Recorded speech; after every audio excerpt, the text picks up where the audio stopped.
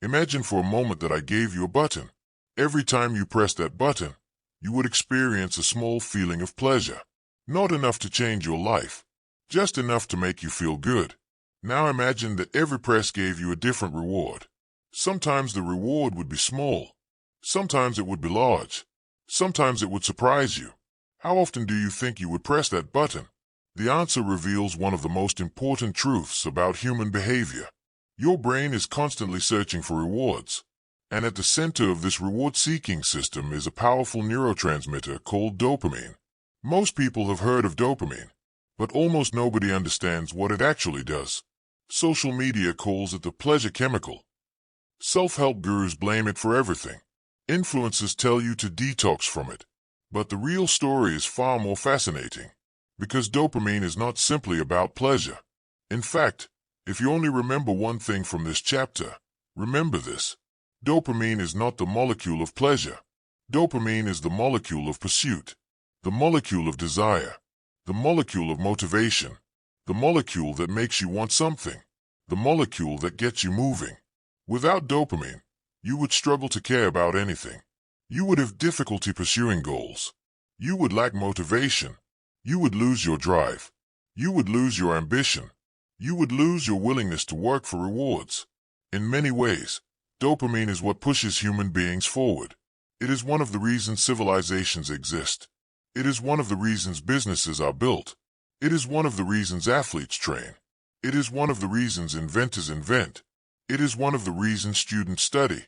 Dopamine is the fuel behind human striving. But like every powerful system in nature, it can be manipulated.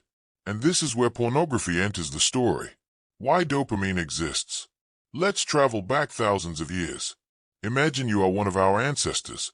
You wake up hungry. You need food. If your brain gave you no motivation to search for food, you would die. If your brain gave you no desire to find a mate, your genetic line would end.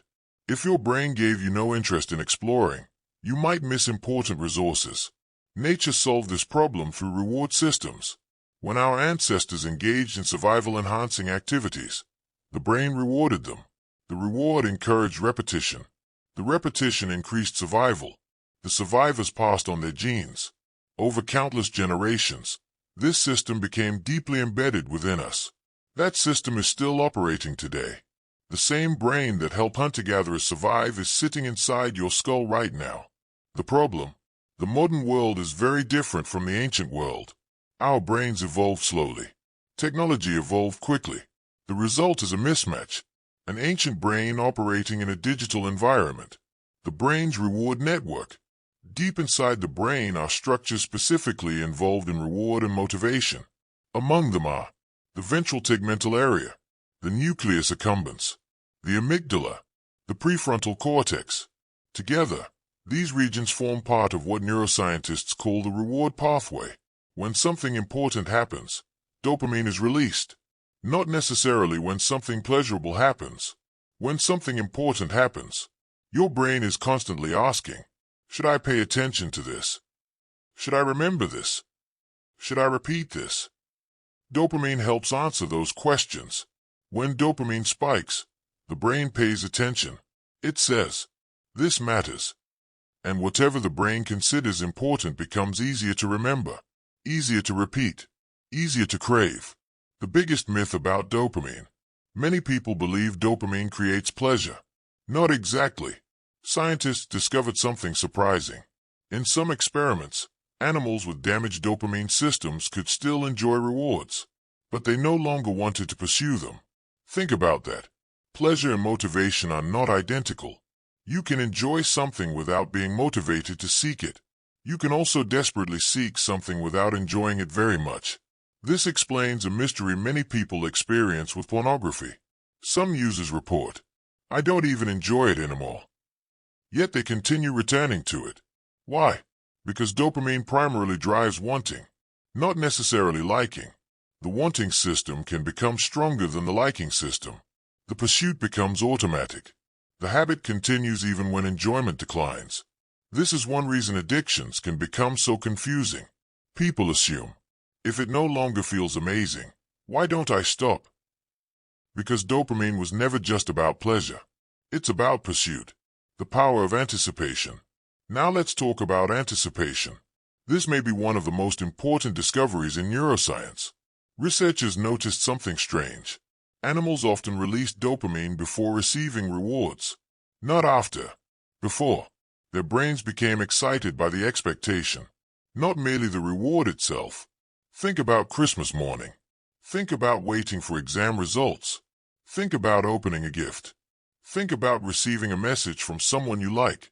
Often the anticipation feels almost as exciting as the event itself. This is dopamine at work. The brain loves possibilities. It loves potential rewards. It loves what might happen next. Pornography exploits this mechanism perfectly. Every click creates anticipation. Every search creates anticipation.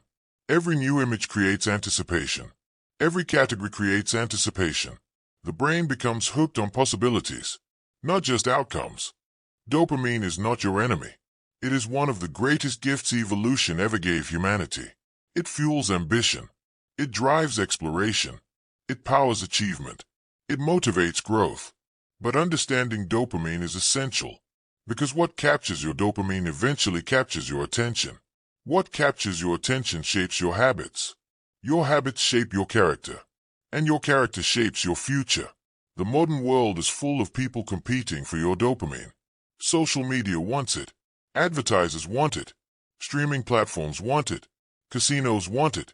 Pornography wants it. Everyone wants your attention because attention is one of the most valuable resources you possess. And once you understand how dopamine works, you can begin taking control of where that attention goes. But dopamine is only part of the story, because there's another force operating beneath the surface. A force so powerful that it can make people spend hours searching for the next exciting thing. It's called novelty. And in the next chapter, we'll uncover the shocking science behind why the brain craves new experiences and how the internet has turned novelty into one of the most powerful addictions of the modern age.